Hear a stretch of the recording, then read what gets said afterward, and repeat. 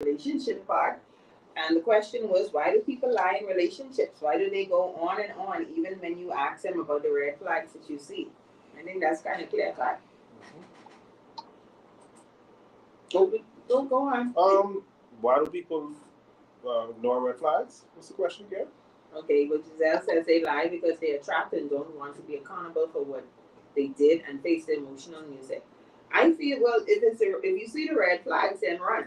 I think sometimes what speaks louder is not what people say, but what they're not saying. I think for all of us, we know the truth, and we know the truth. I think most of these things could be better in the beginning stages of just talking. Yeah. And a lot of people tend to ignore it, hoping that it'll change. In a woman's case, if they could change the man, and for a man, saying probably feel like they could change the woman. But a lot of times we see these red flags long time and we tend to ignore. So yeah. That's it. Like I said, it's a given. This red flags is it's a red flag for a reason. Run!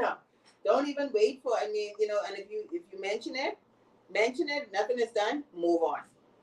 Okay, all right. So we're gonna just segue right into our health section. Now, as you guys know, and this is for persons who want to sponsor the show as well, feel free to message Tanya at 451-6767. So this week and last week, I've been with artists. I've been doing a lot of work with them, and so of course I decided to try one of the products in particular, the Red Lviv. Yes, the Red Lviv. I wanted to try it, and Bernie was the rep who I spoke with. Hi, Bernie. And Bernie was like, okay, Stanley, maybe you should try the Red Lviv because, you're always on the go, up and down, all about. Try it and let's see what happens. So I decided to try it on day one. Actually, minutes after I drank it, I started to belch. I was like, what is this? What is this drink? What this woman gave me? What is this? Okay, so I called in a panic. She said, okay, relax, Stanley, it's not that serious.